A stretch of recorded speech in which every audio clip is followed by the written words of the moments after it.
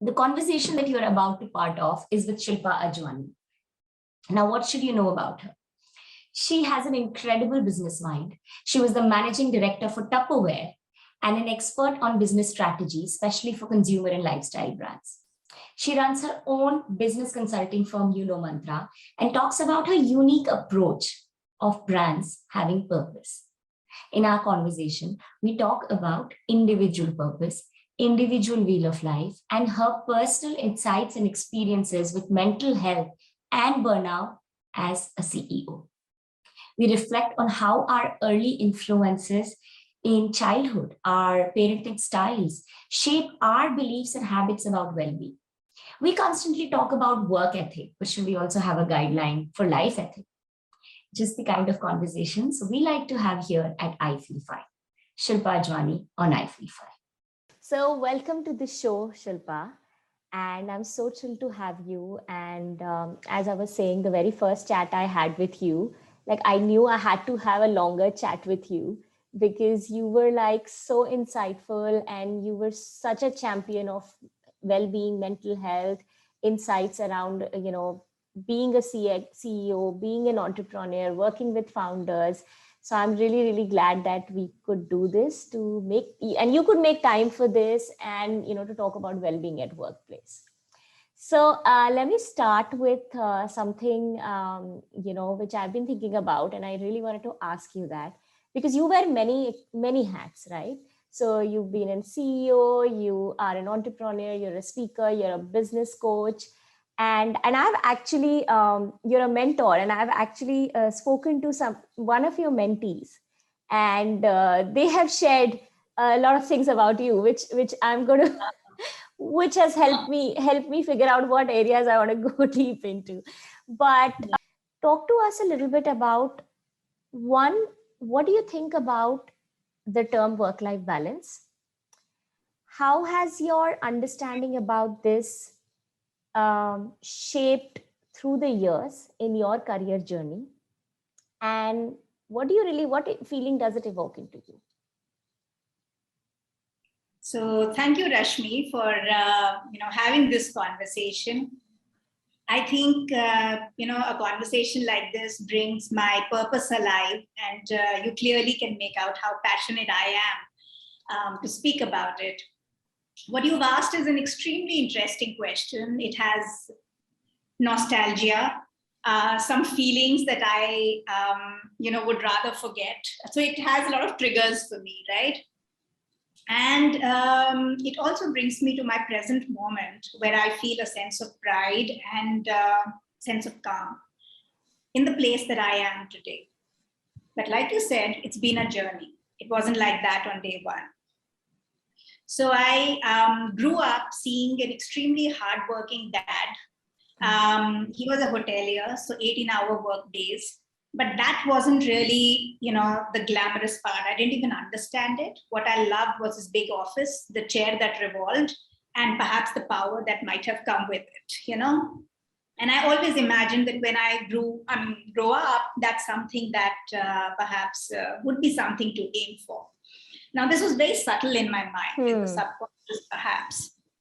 But many years later, I did end up sitting on this revolving chair, a big fancy office, and all the trappings of what CEO, CXO life looks like in a multinational corporation on that. Navigating time zones, proudly telling people I've lived half my life on the airplane, checking in and out of some hotel. Relatives used to ask my parents, so where is she now? Because obviously the obvious answer was never to be found at home. And everybody just was just so proud, which even made me happy because I was seen as completely successful, the role model, aunt, sister, cousin, neighbor, so when somebody had to strive to be somewhere, just call Shilpa and take some advice. And this badge of honor just didn't stop there. It resulted in me feeling very proud of my work ethic, because even though I lived the farthest from our office, perhaps, especially in the later stages when one had become very senior in the organization, I still made sure I was the first in office and last one to go out. So literally the lights were shut when I left the office. And I was proud of myself for being able to sustain that and have that sense of discipline, commitment, and results. Now, having lived that life and understanding that that's the only way to succeed was one paradigm, right? So sometimes ignorance is bliss, but over time, when your body catches up with you, when you start to feel that you're living very mechanically and not intentionally, now those started to be these little things that started to raise their head once in a while, sitting on an airplane on another journey, waking up at 3 a.m. to catch a 6 a.m. flight. Those were the days where we were traveling, of course. And then navigating time zones and making sure I was live on all the calls and never an excuse, right? But when that started to catch up on me, I started to see how that started impacting my sense of balance. So clearly there was no work-life balance there. There was the notion of it. But in my own ways, I was quite, accomplished because I was, CEO, mom, the house was well taken care of. I did attend to people when they needed me, etc. So what really was missing? The missing piece really started to become very evident when I started to have these aches and pains. And once in a while, though I was not a pill popper, I had to resort to those to just keep to my level of commitments that I had. Now, this started to tell me something. But the thing is, when you're living mechanically many times and not really intentionally or on purpose, you ignore a lot of these signs. So, and what cervical pain, everybody has it these days. I probably was making that presentation for far too long in the night.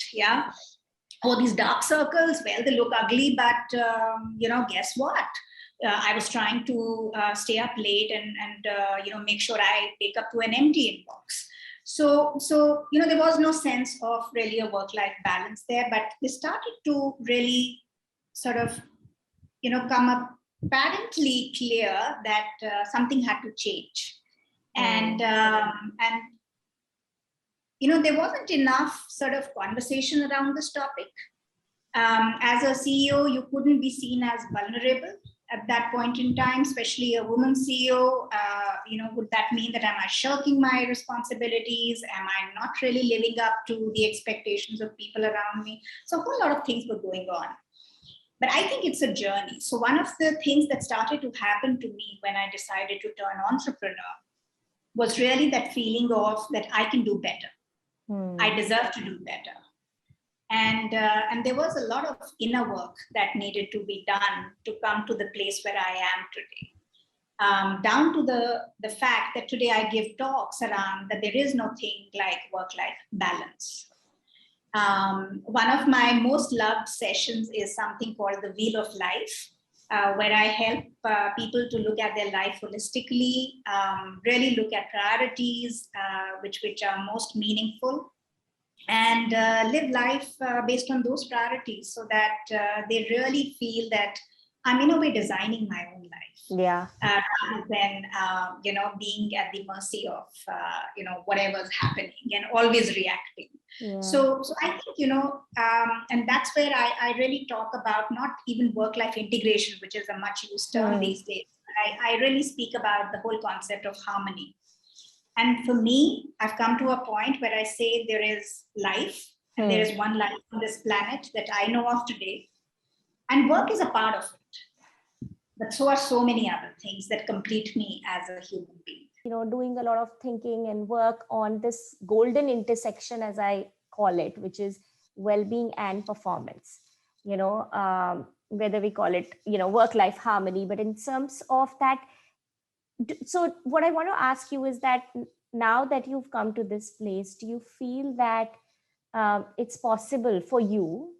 It was possible for you to balance that a little bit better, or do you feel that there is a cost attached to everything. And being a CEO, and you were leading Tupperware, which is a huge, and a very unique organization, working with so many entrepreneurs and founders, as the CEO of that company, that, it came with a cost, and the cost was this, or a lack of balance. Where are you on that? Like, when you think back, what do you feel? So Rashmi, I think all of this is pretty self-inflicted, and it happens because we don't take the time to pause, to reassess where we are in life. What today is important or is a high priority for me, because these things change as per your life stage. And I that's why I'm a big believer that pause is so necessary. But if we don't have that awareness early enough in life, that we need to pause, we need to take out time for ourselves, and time for ourselves doesn't mean going to the spa or watching a movie or going on a vacation. But you can do it at home. I can do it right now. So you don't need to go anywhere for that, or don't even need anything else except to just pause and assess, how am I feeling, what's working, what more would make me more fulfilled. Ask yourself some questions and give honest answers. And I think it's a choice I could have very well made. I should have made. And do you think that, it's interesting that you say realize it early. Do you think the way you grew up formed some of your beliefs about pause or reflection? And when I say you grew up, we all grew up in a similar environment in South Asia, where there is a certain expectation, as you talked about, right? Whether it's your father's role modeling, or whether it's the neighbor's son or daughter, there is a lot of role modeling around success. Do you feel that the way you were raised or what you saw in your childhood shaped some of those beliefs, and as you said, they have changed a little bit? Just talk to us a little bit about how that upbringing affected you. So I think, I have to start with gratitude for that upbringing, first of all, Rashmi, because, what it gave me was a big sense of security, predictability, a lot of love, space. These are concepts which didn't really exist in the India of then, especially, or in other Asian cultures as well, especially in the context of children. But I had all of that while growing up, thanks to amazing parents. What I also had was, rituals, which were very beautiful, which brought that pause automatically into one's life. Wow. So, life and lifestyles were simpler those days. So come summer, we had this beautiful terrace. And I do remember my mother insisting that we all go up. We had these beds, we would lay there. And dad would tell us stories, and we would count the stars, and we used to sleep under those stars, and this is at the age of perhaps 4, when I was about 4. I mean, I recollect it so vividly. So it, meant that you were physically moving from the place you were used to sleeping to another place. And that was like an automatic pause, because you weren't doing anything except the stars and having a conversation with parents, listening to a beautiful story. Sundays were times to visit grandparents or go for a picnic. Right? Tuesdays, I remember my dad was the only overtly religious person in the family. So Tuesdays, he liked going to the temple after work. And we used to think that was a nice way to, have some time with him. And everybody used to tag along. Of course, I love the sweets they gave at the temple. So that was my way to go there. But that became like another ritual. So we had these little moments of togetherness, of pause, of honest conversations, connection, also while, growing up. And I saw values not spoken about, but lived. So things like respect, empathy, how do you show up when somebody needs you, honesty. These were things which I definitely saw. So that was the good part of it all, which I think also is such an essential part of, absolutely, and really authentic role modeling, which then becomes a part of you. And I know how much it helped me in my career while raising my own child, being someone in a relationship. I think, that foundation is so essential and so important for your well-being. And I think you bring up such an important point just as a parent, as a parent, are we creating those pauses, for our kids? Because sometimes we're just rushing and we want the kids to do the next thing. Yeah. And like we imbibe all the good, So my dad at the age of 49 had to go through a bypass surgery. There was no history of any cardiac problems, health issues in the family before one fine day, because being a hotelier, I told you 18-hour work days and smoking to de-stress, right? So that had to lead to something, and it did lead to this. Yeah, I remember I was in class 12, about to get into college. That was a very sensitive time in my own life and perhaps the rest of my life. And this happened. And though it taught me a lot about resilience and hope and courage, but I think what it also told me was that, is it worth it? And who do you have around you when something like that happens? Of course, my dad had a lot of well-wishers and people who would do anything to make it easier for him at that point in time.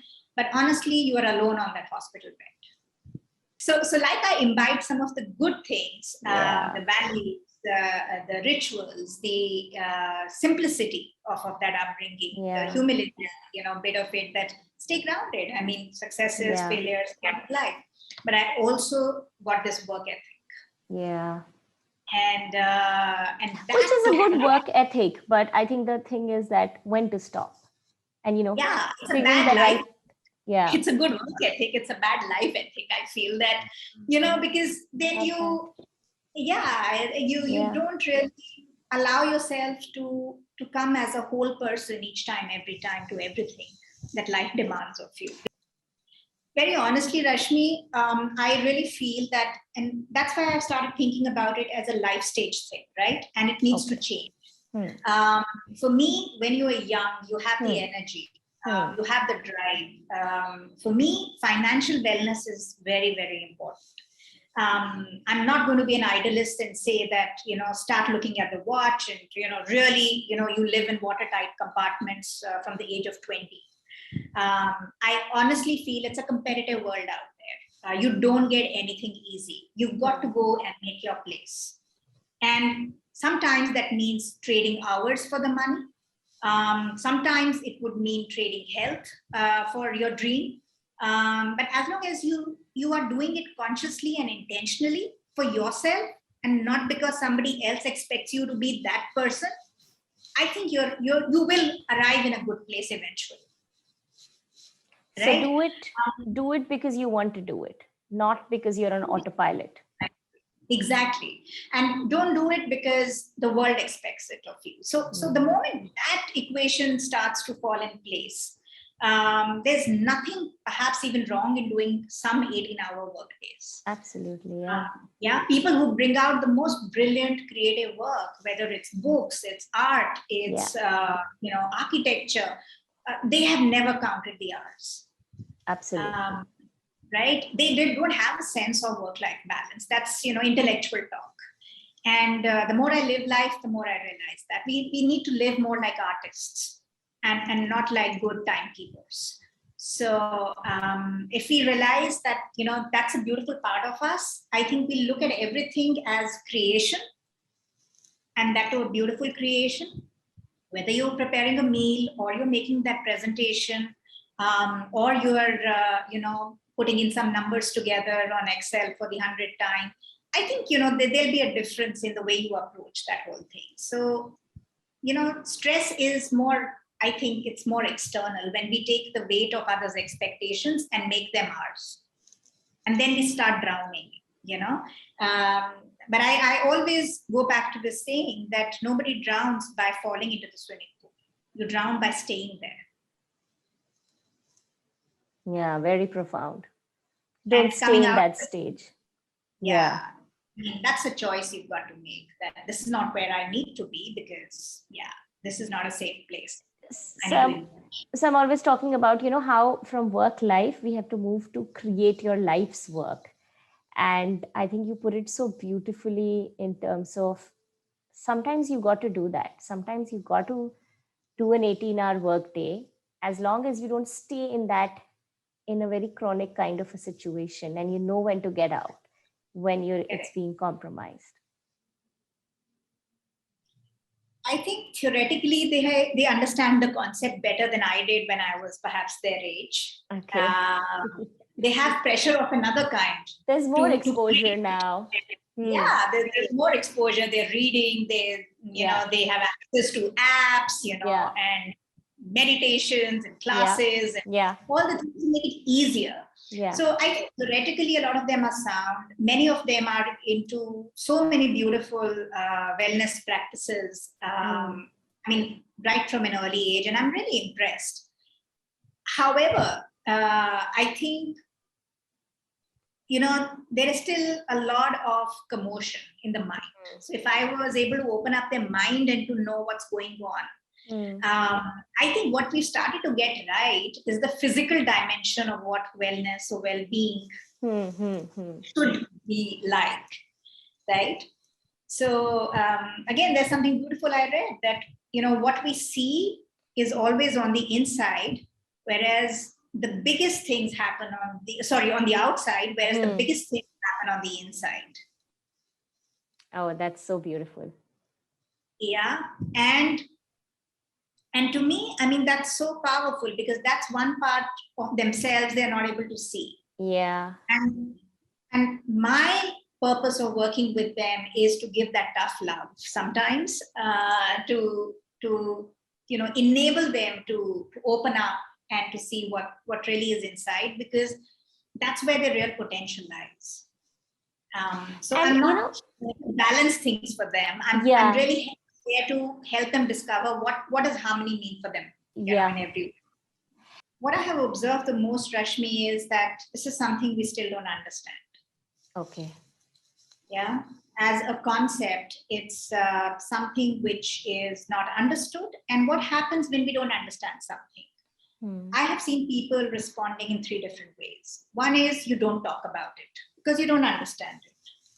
Either there's not enough awareness, or because you're not aware, you just say that, okay, let's not just talk about it. Let's, and it's unpleasant, so let me just sweep it under the carpet. Like, why bring it up? Because I'll be exposed. I'm not an expert on this. The second thing people do is they joke. They make fun of something like this, because that's the other aspect of it, right? That, oh, what a crazy man, or what a crazy woman. I mean, if we use words like crazy, depression, anxiety, because that's a lot in the vocabulary, what we're reading these days, especially thanks to the pandemic. And comes with existing connotations. Correct. And, but who's to define what anxiety is, what depression is, or, right? And the third thing people do is, they have fear because of this. So they find somebody who doesn't look like their definition of a normal person.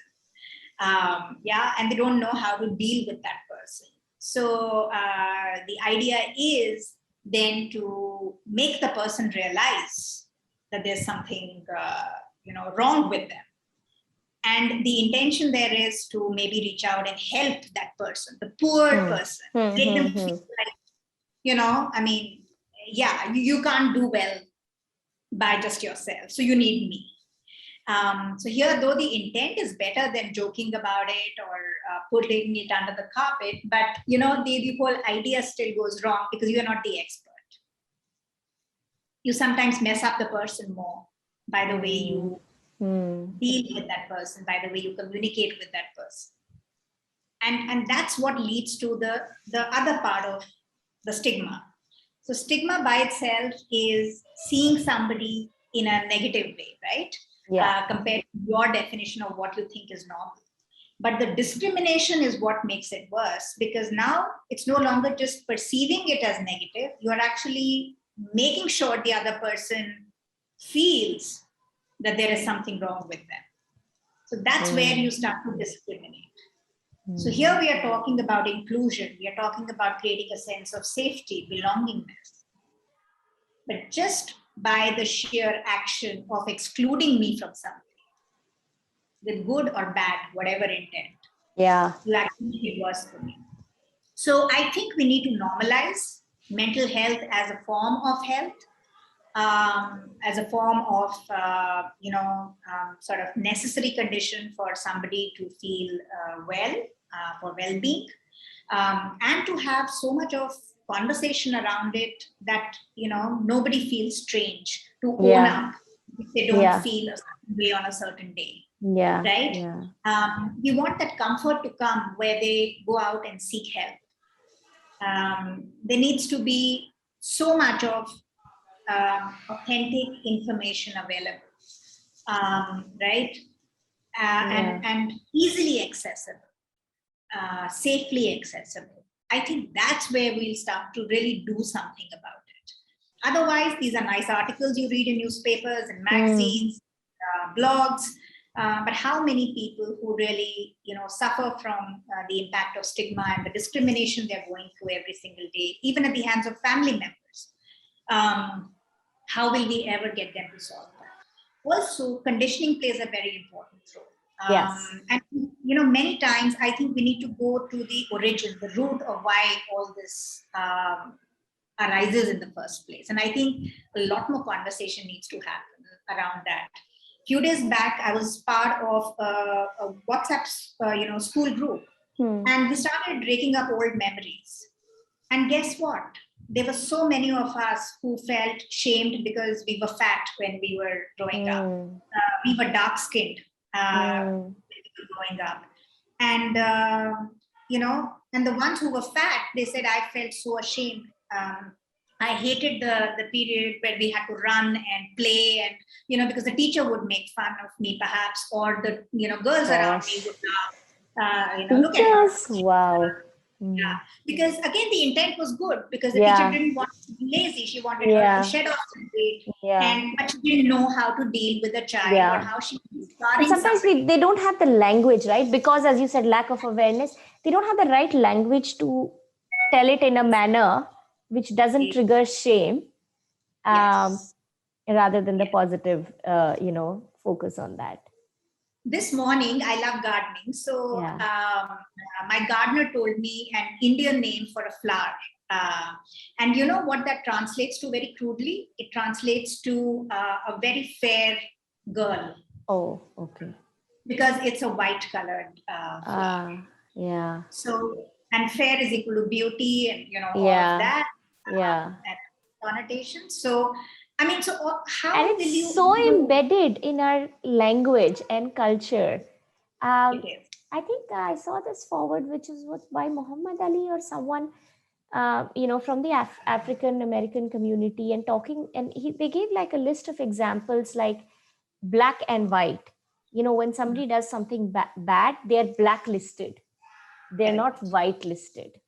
And there were like at least 10 examples like that, which which I use in normal parlance. And then I'm like, yeah, you're right. Though just way our culture and language uses black versus the way we use white, there is a stark difference, Yes. So it's centuries of conditioning we have to undo. So it's not easy. And that's where I think all of us have to work much harder. Another thing which I encourage people to do is every time you are in a situation where people don't understand, and that's why they behave in a way they should not, call it out. Right?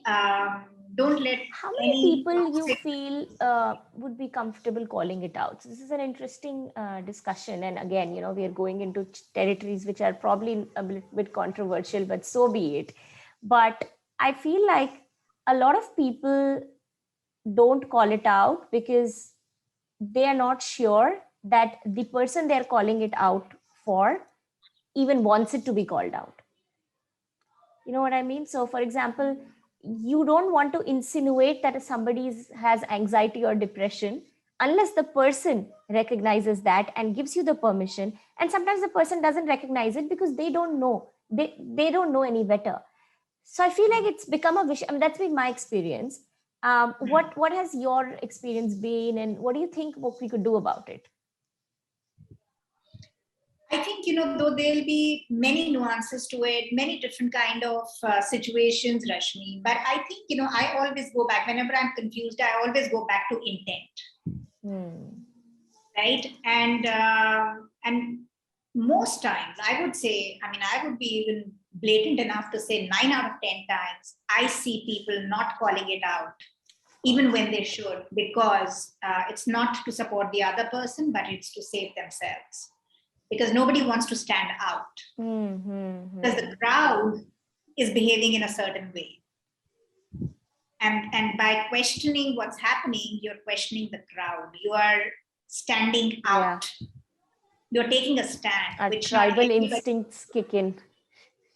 And people say that, then why should I really do it for that person? Nobody else is bothered. Why should I? Yeah. Right?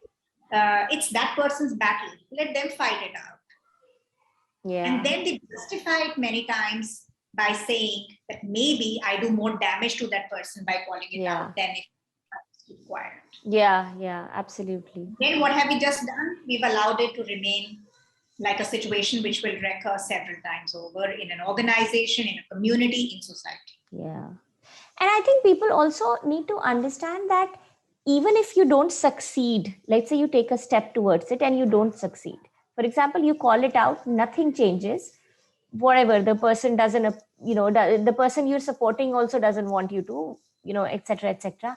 However, the next time if something like that happens, they will be more aware. The perpetrator will be more aware, have second thoughts before doing something like that. And even the victim who now thinks that, oh, nothing wrong really happened, this is okay, don't call me out, and don't put me in the spotlight. But if it happens 2 or 3 times, you've done your bit to chip at it. You've done that one thing. And the second, sometimes people need to hear it 4 times with 4 different angles to finally sort of get it. And you're still making a difference. It may not look like you're making a difference if you call out, but you are, at a very deeper mindset level. And absolutely. And that's one reason why you should never shy away from it, because you might look small, but you're never small, because you are unique, and what you can do, only you can do. And I wanted to shift gears to, your, and I read one of your interviews where you were talking about how you worked with like thousands of entrepreneurs in Tupperware who are primarily women. Correct me if I'm wrong. Yes. And, do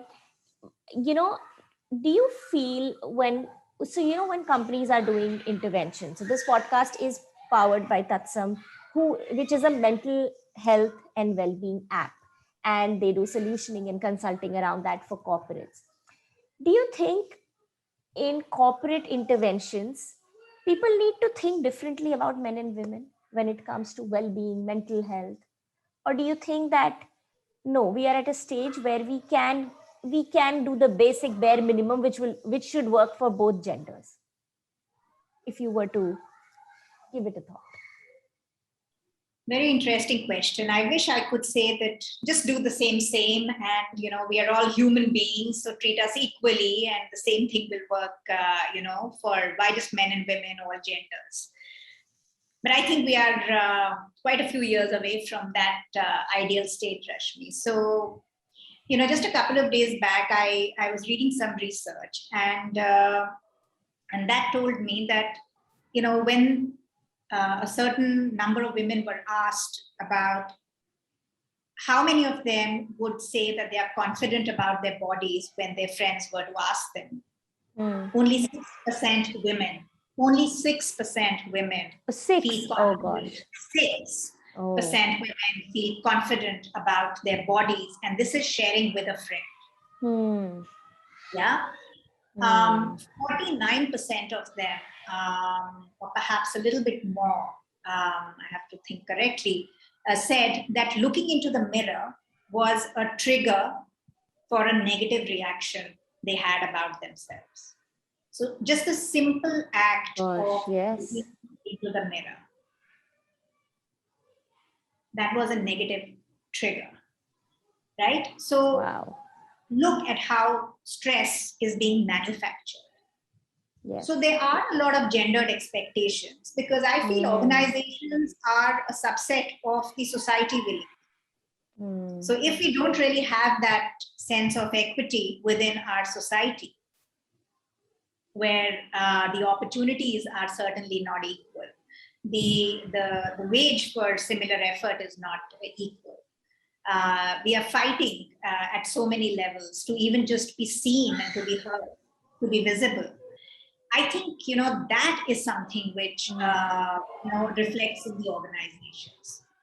The other thing which kicks in, which I think, one will have to just be very sensitive towards, is that, for women, their biological clocks and career clocks just move in the opposite direction. Absolutely. So, so just giving a day of period leave perhaps is not, enough. It's a good start. Or to even bring that up as a conversation, I think is great. However, I think the interventions that are needed are so much more connected to what's really changing within the body. Yeah, and that impacts your whole body, mind, spirit equilibrium. So how do you treat that exactly the same as what a man might be going through at the same time? Yeah. The expectations we have, again, a lot of women are very tough on themselves. So their need for, intervention is very different. Many of them don't speak up enough in terms of that I need this, I want this, I deserve this. Yeah. There are So some you're men saying also the triggers are so different for men and women, that how we Yes. need to do that intervention, we need to think from that perspective, from a very Correct. diverse Also, perspective. the responsibilities are so different still, right? Who's the primary caregiver for young children and seniors at home? It still is the woman. I have seen so many entrepreneurs who were so close to shutting shop in the pandemic because their job was seen as, or their work was seen as optional, and the family needed them much more. And it was so difficult to be your own boss and manage a venture and manage seniors and children at home. So, and these are educated families. These are not women who are downtrodden and underprivileged. And these are very smart women. And they, together with the rest of the family, also made that choice. Yeah, absolutely. And then they were trying to justify it, though in their hearts they were crying. So there's a lot going on in society which needs to start to change. Our organizations will change. And that's where I think different interventions are needed. Yes. No, very, very insightful, Shilpa. And I think the misconception is also, maybe that's why also we see more women into well-being, wellness, or just work-life balance, or, the questions, even to very famous, successful celebrities, how do you balance your personal and professional life? Those kind. I have some questions for you. And these are more like practical things about what you do, which can probably inspire some of us to try that as well. When you feel overwhelmed or unfocused, what is something which you do? What's your go-to hack? I move out from where I am. So I physically change location. I normally have a glass of water and I sip it. I don't gulp it down, I sip it. That calms me. And I normally try to think about something which is either a good memory or something beautiful, which would put me in a different state than when I first was. So normally I've seen these are three things because I can do them anywhere in the world I am, at any time, easy, and it works. So change your state. Yes. Do you have an unusual habit which relaxes you? Do you have an unusual trait which people find different but you really like it? For example, somebody I spoke to, they said, they take pictures of anything which is orange because they like it. Oh. And they like looking at orange. Yeah. So for me, I think it's not that unusual. It's a very well-known hack. what I do is I normally like to take in 3 deep breaths. But what's different is that every time I'm breathing out, I try and make sure I have a big smile on my face. It's like as big as it possibly can be. Wow. And I have to think of something funny or stupid, Oh, So, and I that is have seen interesting. that, yeah, and try it because, most people make it so serious that take a deep breath and inhale with your nose and Yeah. exhale with your mouth. Yeah. And, be intentional, be conscious. Yeah. That just takes away the whole joy of I agree. doing that. So, I'm going to try it. I'm going to try it. I used to do like inhale love and exhale happiness, and that puts a smile on my face. But I think this is even better because it's like something silly, something funny. yeah. So that And is, there's no agenda to it. I'm not even hoping that anything else would happen, So you just go in and do it for just the heck of it, and then you have the fun of it. So, yes, absolutely. Tell me, what is the one decision or investment, maybe less than $100 or so, which you have made in your well-being and your creating your life's work, which has worked out really well? It could be an investment of money, time, energy, decision. I think when I turned entrepreneur, one of the best, perhaps the biggest decisions that I made was to sign up for a 6 a.m. yoga class, where at that time I had to show up in person. So, and I live in a climate where it's extremely hot, it rains a lot, and it's extremely cold. And, waking up at 5 and showing up for the class each day was a challenge, but I did it. I'm so proud. So that was one decision that I made. And the investment was certainly in the yoga mat because I didn't even one before that. I wasn't exercising or certainly not doing yoga, though I loved it. But so I think, that one act, not just the yoga, which I think has been phenomenal, but, waking up, picking up your mat, and going to the class, having that discipline, yes, and getting up early and doing that. Wow. Yeah. Sometimes reaching before my yoga teacher, so helping him to open up. It's more difficult to do this. I mean, you say it simply, but to even get up and do it consistently, it is, it's simple but not easy, as they say. Yes. Okay, what advice would you give to a young professional? What advice have you given to many young professionals, I'm sure, who dream of achieving success but at their terms and not compromising other parts of their life? Well, if somebody were to put it like that, honestly, to me, I would say that you're living in hallelujah land. Get real, because how much ever you would want all of it, and some people and all the books that you might be reading to believe it is true, the road to becoming a leader, or especially as a founder entrepreneur, is paved with rough stones, and you've got to walk on each one of them. Right? Over time, you'll get better at walking, and the path might seem easier. You can buy better shoes, and all of that will make it simpler. But don't make anybody believe that they can walk for you.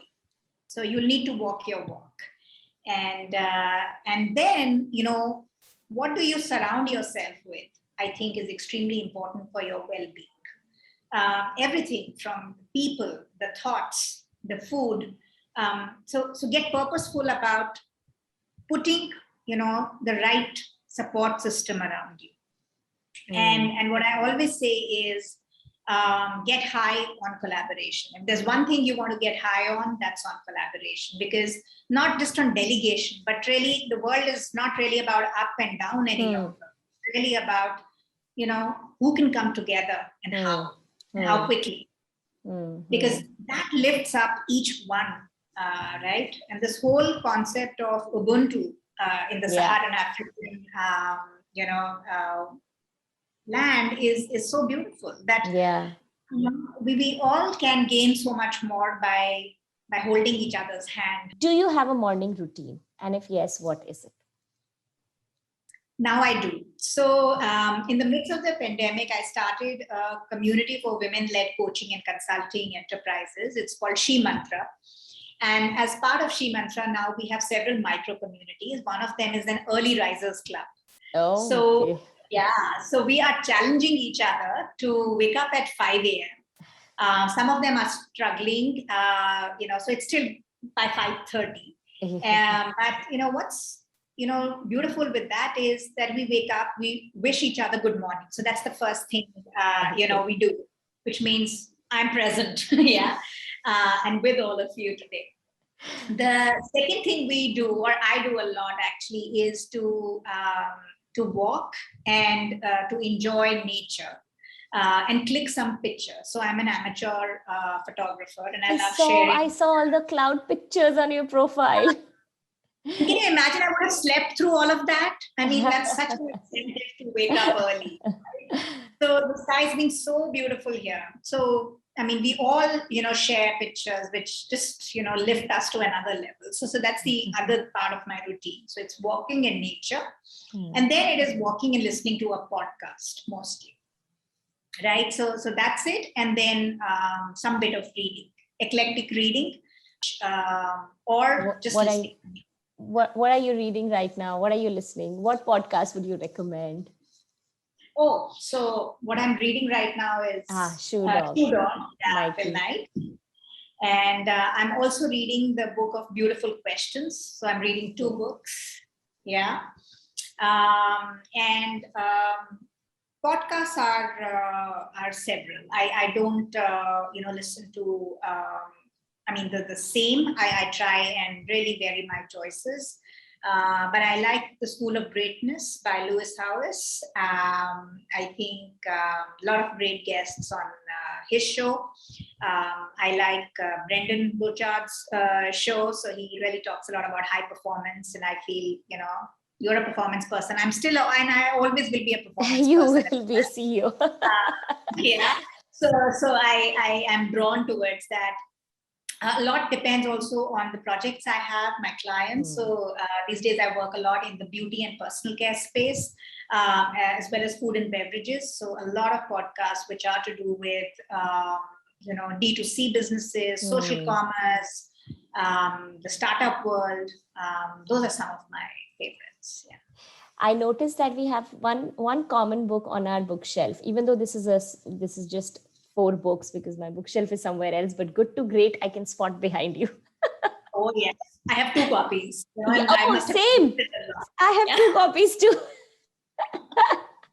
Oh God, yes. So super, so insightful and so entertaining to speak to you. And I had such a good time, Shilpa. And I hope you had fun too. I had to, absolutely. Yes. I had a lot of fun. It's a topic, like I said, close to my heart. And I see you're so passionate about it, Rashmi. I just want to wish you so much good luck. And then let's, normalize these conversations. Yes. Have more people take comfort. Because every time we bring up this, we give permission to someone to say,